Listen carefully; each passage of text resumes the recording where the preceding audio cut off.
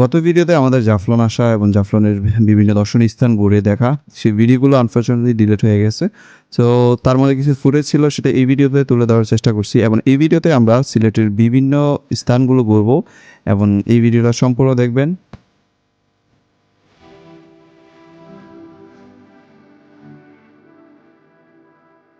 Hey guys, welcome back to another vlog videos.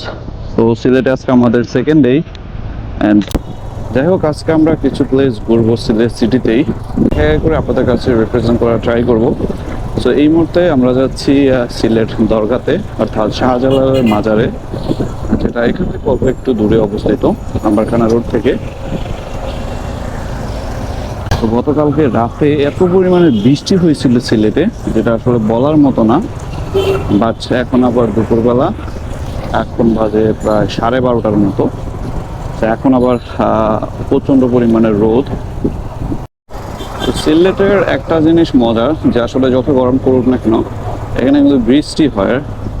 দিনের বেলা যতই গরম থাকুক সন্ধ্যার পরে কিন্তু একটা বৃষ্টি নামে, যেহেতু ভারতের মেঘালয় রাজ্যের পাশে অবস্থিত। অ্যান্ড সেখানকার যে ওয়েদারটা তা কিছুটা সিলেটবাসীদের সাথে ম্যাচ করে। সো দ্যাটস ওয়াই সিলেটবাসীরা একটু বৃষ্টি পাওয়ার সৌভাগ্য রাখে। আমরা যখন আম্বারখানা রোডে আসবেন, এখানে আছে নূরজাহান হসপিটাল, এটার সামনে দিয়ে বামে যে রাস্তাটা চলে গেছে এটা গেছে মাজার রোডে। তো আমরাও চলে যাচ্ছি মাজার দিকে।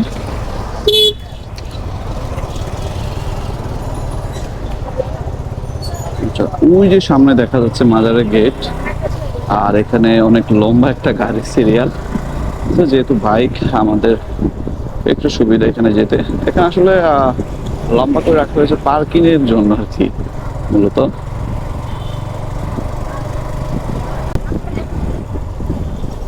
আমরা আসলে এখানে দেখি একটু পার্কিং করে রাখি। চলুন আমরা মাজারের ভিতরে চলে যাই। এখন দুপুরবেলা, তো মানুষের সংখ্যাটাও কিছুটা কম হতে পারে, but I am not sure.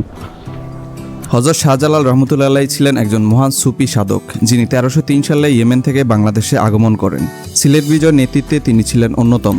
ইসলাম প্রচারে তার অসামান্য অবদান ইতিহাসের পাতায় সোনার অক্ষরে লেখা আছে। জনশ্রুতি আছে তিনি 360 আউলিয়া সহ সিলেট এসেছিলেন এবং হিন্দু রাজা গৌরগোবিন্দকে পরাজিত করে এই জনপদে ইসলামের আলো ছড়িয়ে দেন। তার নামে এই এলাকা পরিচিত হয়ে ওঠে শাহজালাল নগর, যা সংক্ষেপে সিলেট নামে পরিচিত। মাজার চত্বরে প্রবেশ করলে এক ধরনের প্রশান্তি অনুভব হয়। সবুজ গাছপালা, পাখিদের ডাক আর ধূপের গন্ধে ঘেরা পরিবেশ যেন হৃদয়ে ছুঁয়ে যায়। মাজারের পাশে রয়েছে জালালার পুকুর। জনশ্রুতি অনুযায়ী এই পুকুরে থাকা বিরল প্রজাতির মাছগুলোকে নাকি খাওয়ালে মনের বাসনা পূর্ণ হয়, তাই ভক্তরা খাবার ছুঁয়ে দিয়ে দোয়া করেন প্রশান্তির আশায়। দেশ বিদেশ থেকে হাজারো মানুষ প্রতিদিন আসেন এই মাজারে। কেউ আসেন তাবারক নিতে, কেউ বা দোয়া করতে, কেউ বা আবার আমার মতো ইতিহাস জানতে বা শুধুই কিছুক্ষণ শান্তি খুঁজতে। আপনি যদি কখনো সিলেট যান, একবার ঘুরে আসুন এই পবিত্র স্থানে, হয়তো আপনারও মন ছুঁয়ে যাবে তার আধ্যাত্মিক আলোয়। সেখানে আমরা এখন শাহজালালের মাজারের ভিতরে, হ্যাঁ এটা হচ্ছে ভিতরের অংশ, আর এই পাশটা সবাই ওযু করতেছে, আর ওইটা তো হচ্ছে মেইন গেট। আচ্ছা, এই পাশে আসলে কবুতর উঠতেছে, এই যে দেখেন এগুলো হচ্ছে জালালি কবুতর নামে যারা চিনেন, এটা হচ্ছে সেই জালালি কবুতর। আর ওইখানে একদল কবুতরকে মানে খাবার দেওয়ার জন্য একটা জায়গা বরাদ্দ করে দিয়েছে তারা। তো যখন এখানকার মাজারের ভক্তরা আসে তখনই হচ্ছে এই কবুতরগুলোকে খাবার দেয়। আর এগুলো হচ্ছে সেই কবুতর যা জালালি কবুতর নামে পরিচিত সবার কাছে। আর এগুলো কিন্তু বাংলাদেশের বিভিন্ন প্রান্তে পাওয়া যায় এবং যখনই মানুষ এটাকে দেখে সবাই কিন্তু এক নামেই সবাই কিন্তু চিনে ফেলে যে এটা জালালি কবুতর। তো এটাই সেই জালালি কবুতর। আর ওই পাশে যে দেখতে পাচ্ছেন এটা হচ্ছে টাকার ট্যাগ অথবা টাকার পাত্র, যেটাই আপনারা চিনেন না কেন, এটা হচ্ছে সেই টাকার পাত্র। আর এগুলো সবই হচ্ছে কবুতর। আচ্ছা, এইটা হচ্ছে মসজিদ আর ওই পাশে হচ্ছে মাজার। তো আমরা মাজারে আর উঠতেছি না।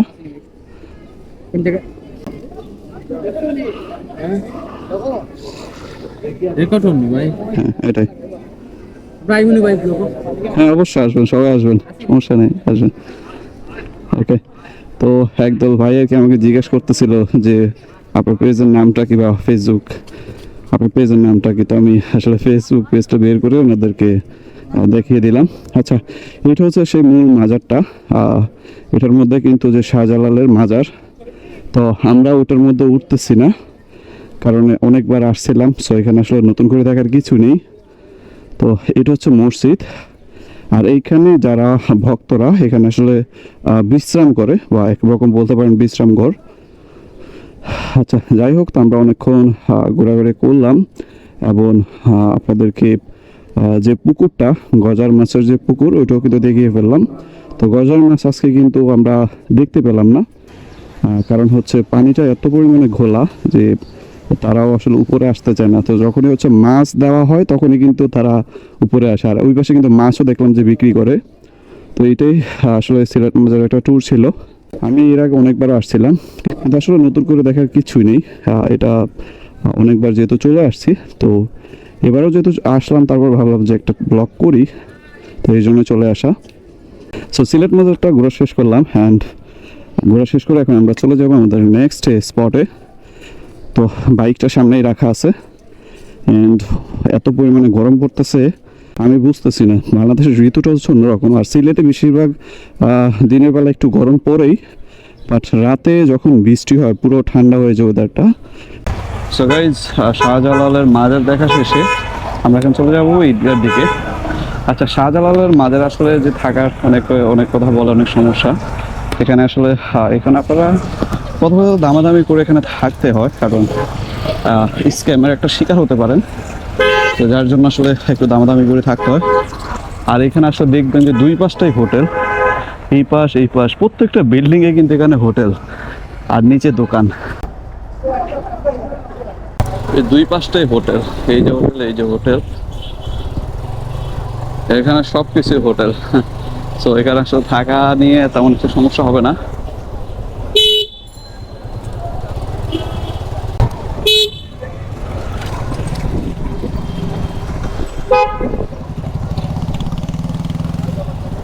ঈদগাহটা সাথেই, এখান থেকে আসলে হেঁটে যেতে সময় লাগতে পারে 10 মিনিটের মতো, বাট বাইকে যেতে তাও লাগতে পারে। মানে রোডের যে সিস্টেম, বা একটু তো জ্যাম আছে এখানে, আর যেহেতু শহরের কেন্দ্রবিন্দু, তো জ্যাম থাকাটা স্বাভাবিক।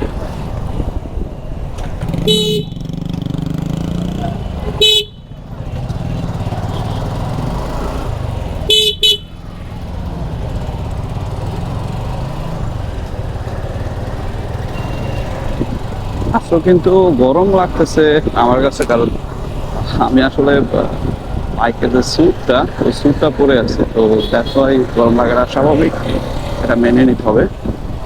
বাট আসলে আমার অবস্থা কিন্তু খুবই খুবই খারাপ।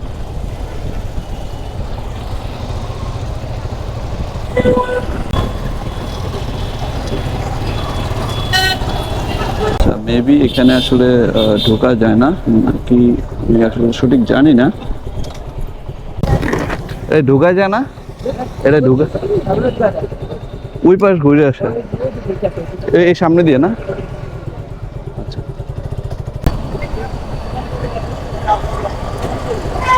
ভাই এটা ঢোকা যায় কোন দিক দিয়ে? এখানে কোন দিক দিয়ে ঢুকে?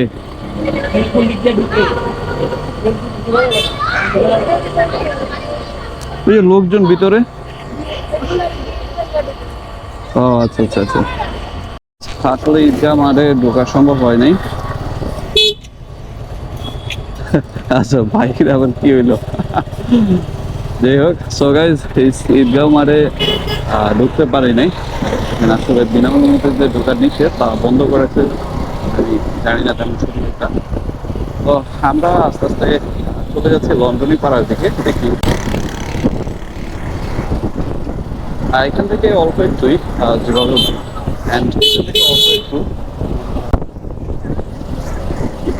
লন্ডনী পাড়াটা আমার কাছে মানে আসলে ভুল ইনফরমেশনের কারণে কিন্তু আমরা অনেকটা দূর ঘুরে আসতে হলো।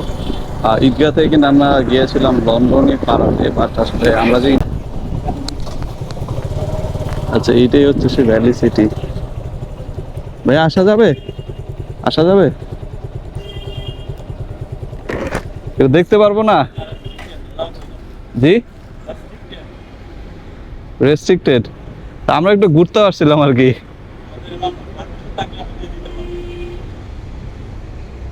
ভাই জাস্ট মাথায় যাবো আর আসবো, ভিডিও করবো নি।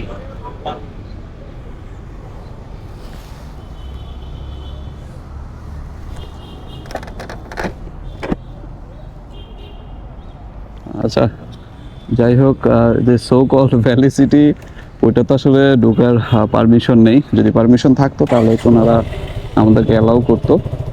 বাট দূর থেকে যা দেখে বুঝতে পারলাম যে এরিয়াটা মোটামুটি প্রভাবশালীদেরই, যে এরিয়াটা মোটামুটি সুন্দরই হবে। এটা আমার সামনে যে বিল্ডিংটাও দেখতে পাচ্ছেন, এটা কিন্তু বেশ সুন্দর। আর ভিতরে ওই যে দূরে ছোট্ট একটা বাড়ি দেখাচ্ছে, আমি জানি না ক্যামেরাতে দেখা যাচ্ছে কিনা, ওইটাও বেশ সুন্দর। তো যাই হোক, ভ্যালি সিটি থেকে আবারও ফেরত আসলাম। এখন দেখি কই যাওয়া যায়। ঠিক আছে, একটু রেস্ট করে প্ল্যান করতে হবে। চাই ঈদগাহ তো আসলাম, ঢুকতে পারলাম না। ভ্যালি সিটিতে তো এমনি পারলাম না।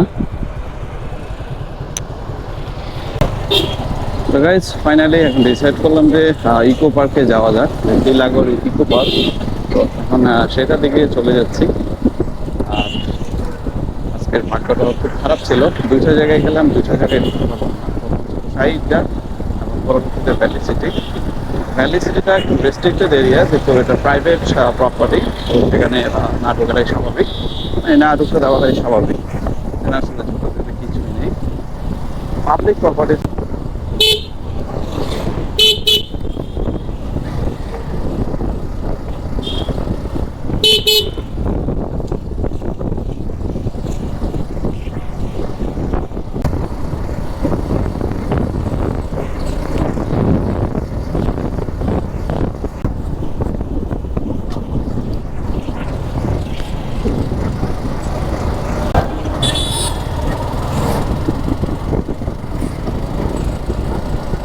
আমরা এখন চলে যাচ্ছি টিলাগড় ইকো পার্কে।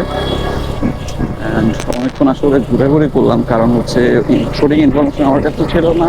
অ্যান্ড যাদেরকে জিজ্ঞেস করছিলাম তারা এক একজন এক একটা রাস্তায় দেখাইছিল, তো যার জন্য অনেক ঘুরতে হয়েছে।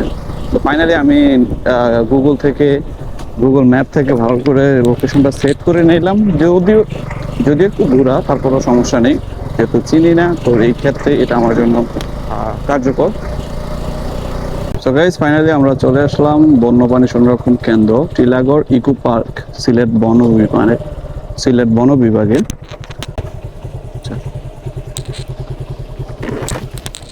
ভাইয়া টিকিট লাগবে কি বাইকেরও লাগবে? কত করে? দুইজন? জি, টোটাল 70 টাকা। ওকে, আচ্ছা দেন।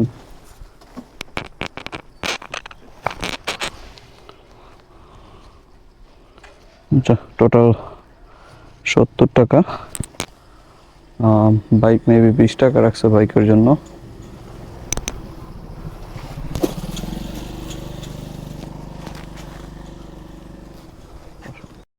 হায় হায়, সব হলুদ পাখিরা আইসা পড়ছে।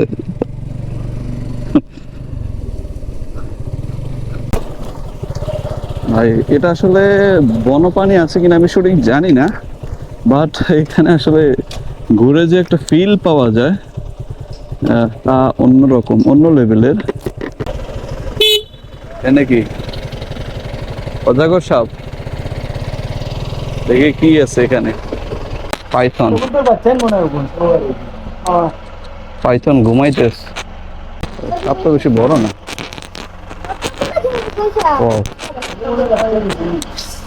হে কামড় দিব।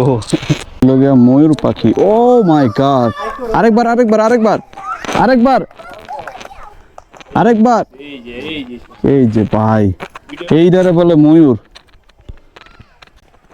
অনেকদিন পর দেখলাম ভাই। তো সিলেট আসলাম, আর টিলাগড়টা দেখবো না এটা কেমন হয়, বা ইকো পার্ক নাম সবাই চিনে। হাই মামারা, কি অবস্থা? এরা বয়ে রয়েছে। আচ্ছা যাই হোক, শেষ এখান থেকে এরিয়া। আঙ্কেল, ইকো পার্ক কি এখানে শেষ? এতে ঢুকে না? কি অবস্থা? এই যে দৌড় দিচ্ছে, দেখ। এই দৌড় দিছিস কে?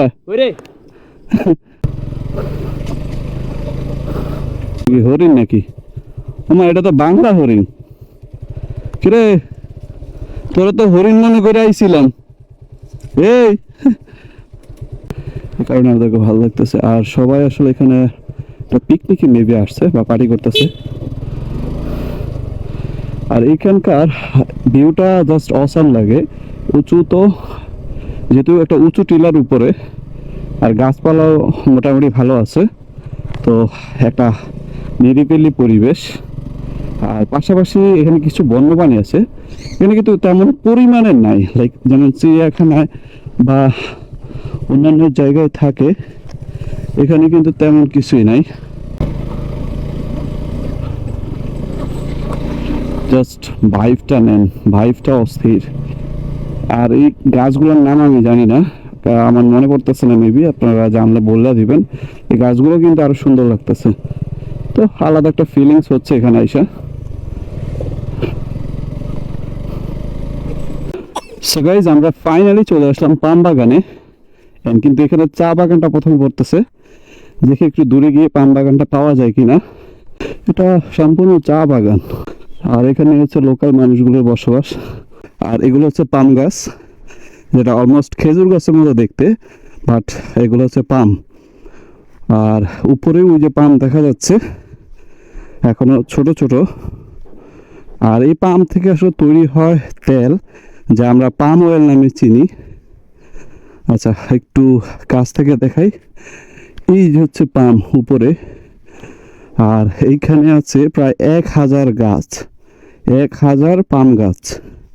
তো আমরা ভিতরে ঢুকবো না, বাট বাইরে থেকে আপনাদেরকে একটু দেখানোর চেষ্টা করতেছি। আর এখন হচ্ছে দুপুরবেলা, সো এখানে তেমন কেউ নাই।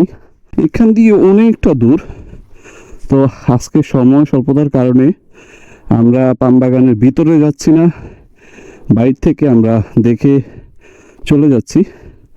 সো আপনারা যারা সিলেটে আসবেন অবশ্যই কিন্তু এই পাম বাগানটা ভিজিট করে যাবেন। আর সাথে কিন্তু এই যে চা বাগান, যেটার নাম হচ্ছে খাদিমনগর চা বাগান অ্যান্ড পাম বাগান, দুইটাই কিন্তু একক মালিকানাধীন। আর এখানে ঢুকতে কোনো প্রকারের টিকিটের প্রয়োজন হয় না, আপনি বিনা খরচে কিন্তু এখানে এসে ঘুরে যেতে পারেন। আর এখন সময় হচ্ছে, আমি যদি একটু দেখাই, সময় 4টা। ও মাই গড, সময় 4টা। আচ্ছা যাই হোক, এইখানে হচ্ছে পাম বাগান আর এই পাশটা হচ্ছে চা বাগান। তো দুইটা জিনিসই একসাথে দেখার মজাই আলাদা। এটা হচ্ছে পাম বাগান এবং এটা হচ্ছে চা বাগান। সো এখানে আসলে ঘুরতে গেলে অনেক সময়ের প্রয়োজন, তো আমাদের সময় স্বল্পতার কারণে আমরা যাচ্ছি না ভিতরে। আর আপনারা যারা সিলেট আসবেন, সিলেট ট্যুরে অফকোর্স এই জায়গাটাকে ইনক্লুড করতে পারেন।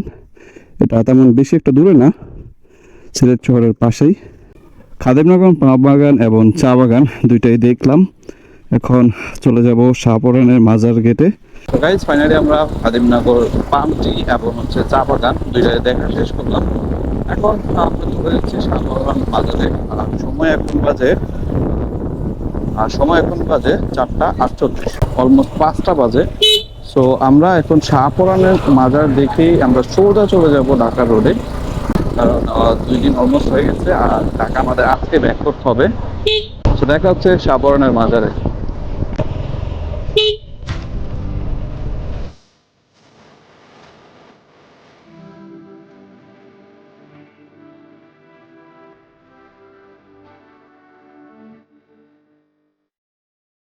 তো গাইজ, ফাইনালি আমরা চলে আসলাম শাহপরানের মাজারে।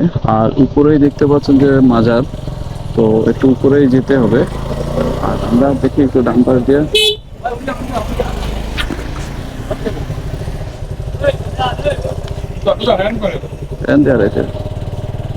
এটা হচ্ছে শাহপরানের মাজার, এখান দিয়ে উঠা যায়, ওই যে উপরে উঠতে হবে। আর এখানে দেখেন শাহজালালের মাজার মতো কিন্তু অত মানুষ এখানে না, বাট এইটারও অনেক মানুষ আসে এখানে অনেক নিয়ত নিয়ে।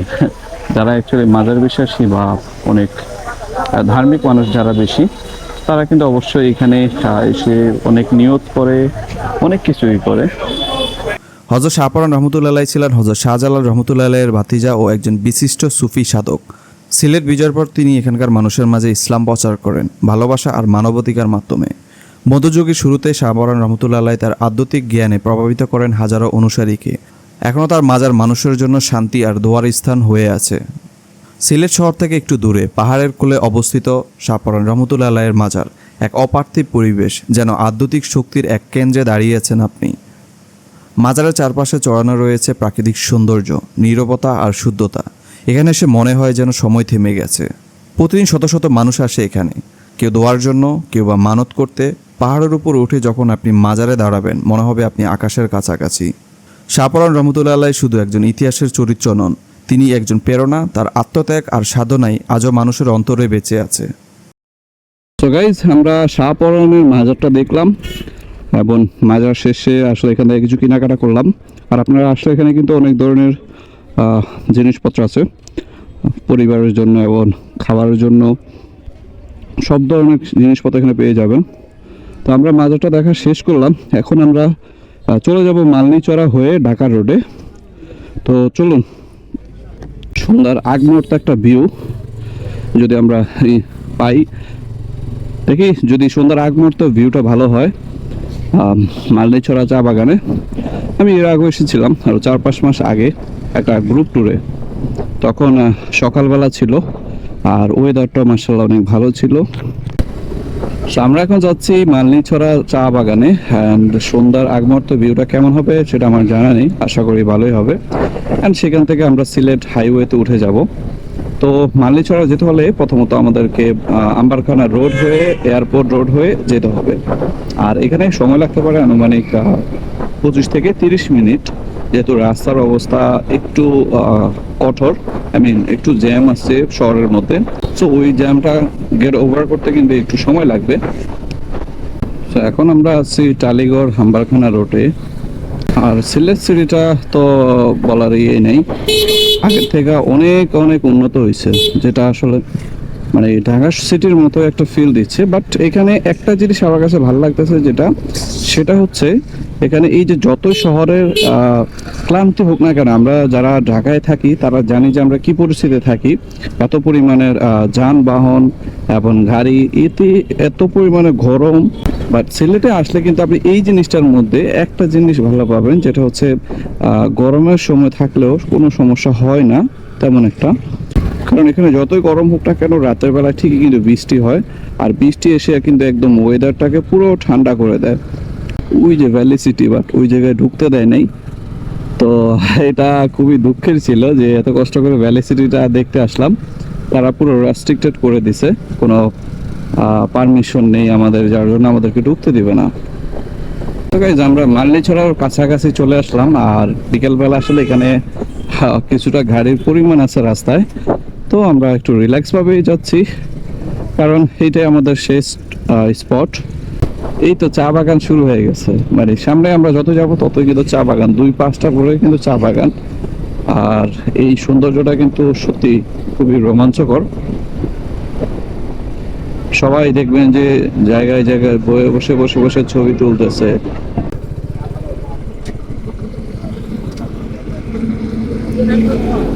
ঢুকা যাবো না, বুঝছে গাড়ি নিয়ে ঢুকতে পারবো না। না এখানে মনে করেন আপনার ঘোরার রাস্তা হলে মনে করেন আপনার মেইন স্পটে যাইতে মাত্র 5 মিনিট কেনাকাটা। আর ভিতরে মানে ঘুরতে আপনার কত সময়, তারপর মনে করেন এখানে চায় ক্যান্টিন আছে, সেটা বসে চাটা খাইতে পারবেন।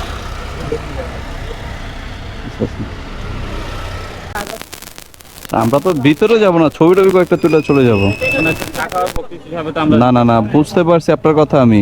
এখন গাইড হয়ে গেলে তো 220 টাকা রাখে, এখন গাইড ছাড়া যদি যাইবেন আপনার ছবি। আচ্ছা, সমস্যা নাই, আমি দেখতেছি। ভাই, আরে ভাই, আমার গাইড লাগবে না, আপনি যান, আপনি আপনার পথে হাঁটেন, আমি এমনিতে নর্মালি কয়েকটা ছবি তুলে চলে যাব। এটা হচ্ছে মালনীছড়া চা বাগান, আর সামনে গেলে কিন্তু আরও চা বাগান আছে, বাট এইটা আর কি একটু বেশি বড়। আমরা ভিতরে যাচ্ছি না, কারণ অনেকটা সময় দরকার হবে।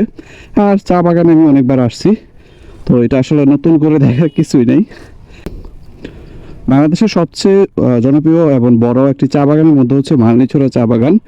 এটা কিন্তু ধীরে ধীরে ট্যুরিস্টদের আকর্ষণ হয়ে উঠতেছে, তো এটা খুবই সুন্দর। আর দেখেন এখানে কি পরিমাণে ট্যুরিস্ট, জাস্ট হচ্ছে এই মালনীছড়া একটু আসবে, আড্ডা দিবে, দেখবে, দ্যাটস অল। তো আমরা একটু দেখি উপরে উঠি, উপরে উঠে আমরা কয়েকটা ছবি ক্যাপচার করব, ছবি ক্যাপচার করে চলে যাব। তো গাইজ আমরা এই যে ম্যানেজার বাংলো, মালনীছড়ার ম্যানেজারের যে বাংলো, আসলে আমরা ওইদিকে যাইনি, দুই একটা ছবি তুললাম পাশেই, তুলে আমরা রওনা হয়ে গেলাম। বিশাল আয়তকারের, জাস্ট দেখতেই খুব দারুণ লাগে।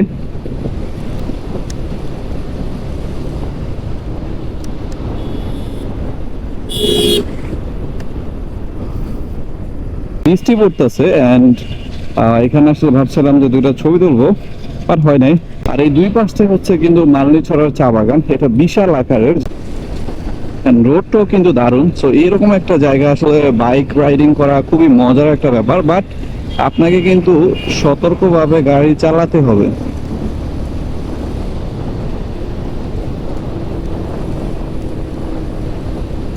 আচ্ছা যাই হোক, আমি আবারও একটু লোকেশনটা সেট করে নিই, দেখি কোথায় নামবো। সব সিলেট শহর অনেক ঘোরাঘুরি হলো, আর মালনীছড়াটা আসলে নামতাম, বাট বৃষ্টি হচ্ছে, আর বৃষ্টি পড়তেছে, তো আসলে এই মুহূর্তে এখানে দাঁড়ানো সম্ভব না। আপনারা চাইলে আমার আরও একটি ভিডিও আছে সিলেট নিয়ে, আর সেখানে আপনারা সুন্দরভাবে দেখতে পারবেন মালনীছড়ার ভিডিও। আমি খুব ক্লিয়ারলি চেষ্টা করেছি যে আপনাদের সামনে উপস্থাপন করার জন্য, তো সেই ভিডিওটা আপনারা দেখতে পারেন। আচ্ছা যাই হোক, আমরা এখন চলে যাচ্ছি ঢাকা রোডে, আর এটা হচ্ছে এখন বিমানবন্দর রোড, আমরা বিমানবন্দর রোডে চলে যাচ্ছি। This is Sylhet from Sandhya time. খুবই ভালো লাগতেছে, এখানে যে লাইট গুলা লাগাইছে রে ভাই, জোস লাগে। এই যে দেখেন এই পর্যন্ত লাগাইছে, আরো সামনে আছে মেবি, হ্যাঁ সামনে তো আরো আছেই, খুবই ভালো লাগে ভাই।